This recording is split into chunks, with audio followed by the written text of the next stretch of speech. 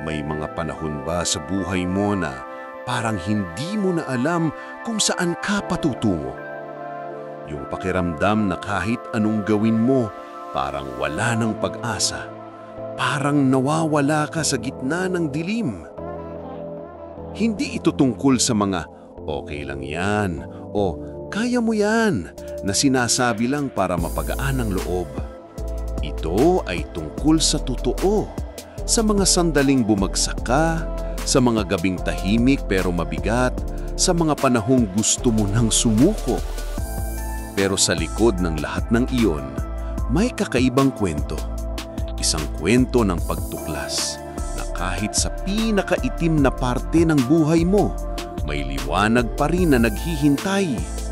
Isang liwanag na magtuturo ulit ng direksyon. Isang pag-asang babalik. Kahit akala mo dati, wala na.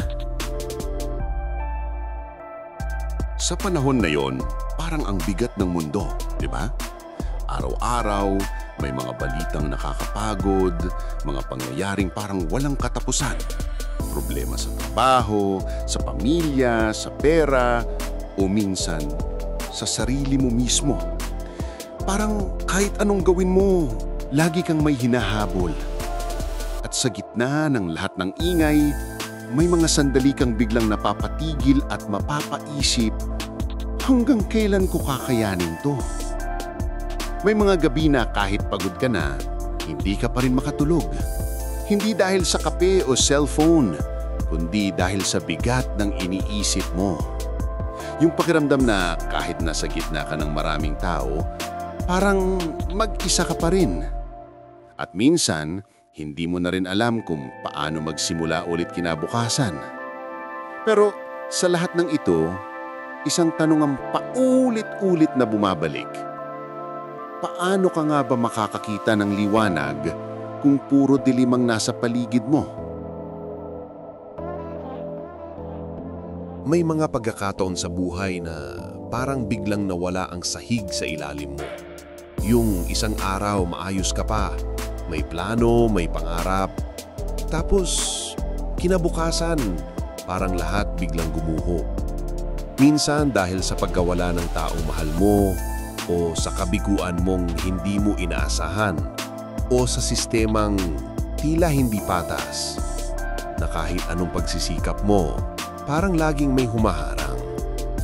At minsan din, hindi naman dahil sa isang malaking trahedya, kundi dahil sa paulit-ulit na pagod, sa araw-araw na laban na parang walang katapusan. Yung tipo ng pagod na hindi lang sa katawan, kundi sa loob. Yung bang tumingin ka sa salamin, pero hindi mo na makita yung dating ikaw. Hindi mo alam kung malulungkot ka pa ba o manhid ka na lang. At doon mo mararamdaman yung tunay na bigat ng kawalan ng pag-asa. Pero gusto kong sabihin sa'yo, hindi ka nag-iisa. Lahat tayo dumadaan sa ganitong punto sa iba't ibang paraan. Hindi ibig sabihin na mahina ka o may mali sa'yo. Ang ibig lang sabihin, tao ka. At yung bigat na nararamdaman mo ngayon, yun din ang bigat na minsang pinasan ng marami bago muling tumayo.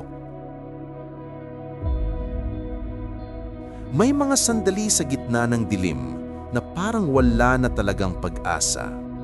Pero kung minsan, doon din dumarating yung mga maliliit na senyales na baka hindi pa tapos ang lahat. Isang simpleng mensahe mula sa kaibigan. Isang kamusta ka na parang maliit lang. Pero sa totoo lang, iyon ang unang liwanag na pumasok sa madilim mong mundo. O kaya'y isang umagang bigla kang nagising at naisip mong bumangon kahit wala kang lakas. At ginawa mo pa rin. Minsan, yun nang pala ang kailangan para magsimulang gumalaw ulit ang buhay mo. Naaalala ko yung isang kwento ng isang taong halos sumuko na. Araw-araw, nakatingin lang siya sa kisame, pagod at walang gana.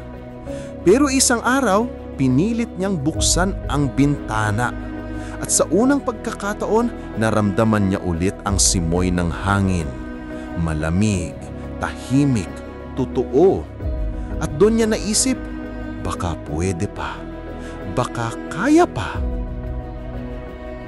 Hindi kailangan malaki agad ang pagbabago. Minsan, yung maliliit na hakbang, yung paghinga, yung pagngiti kahit saglit, yung pagpapasalamat kahit mahirap, iyon na pala ang simula ng pag-ahon mo. Kaya wag mong maliitin yung mga maliliit na panalo.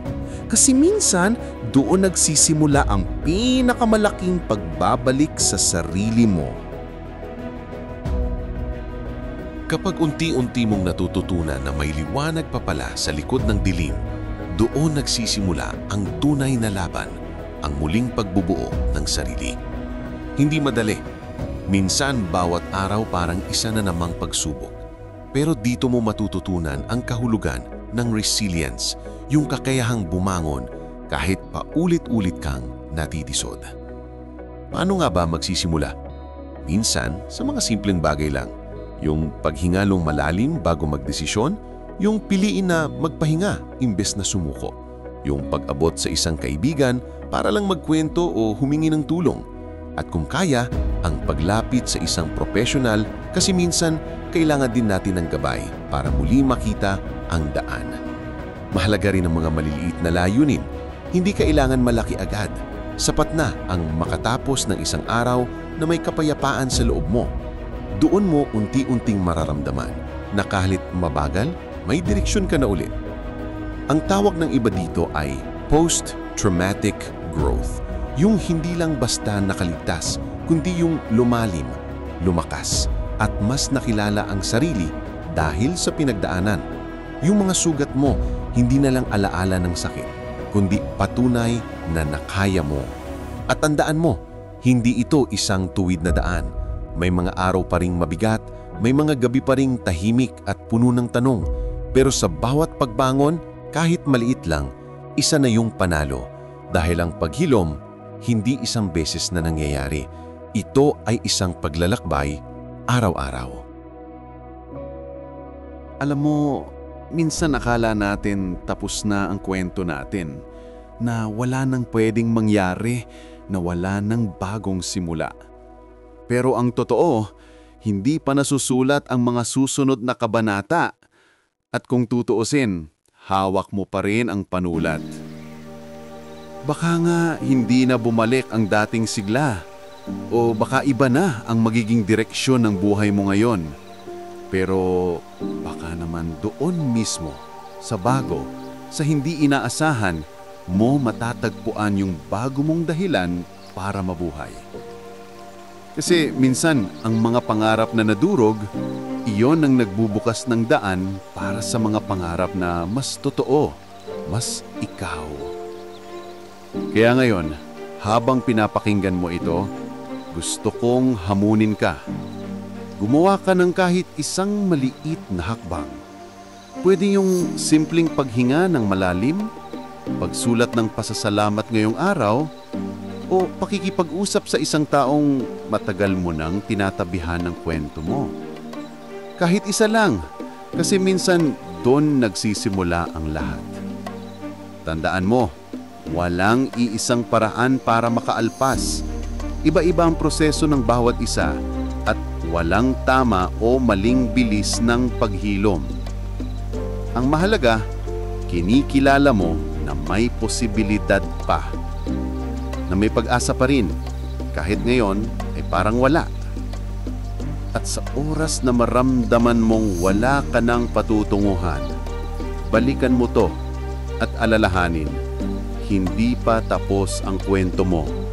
May mga pahina pa na naghihintay at ang bawat isa pwedeng magsimula sa iisang desisyon, ang maniwala ulit.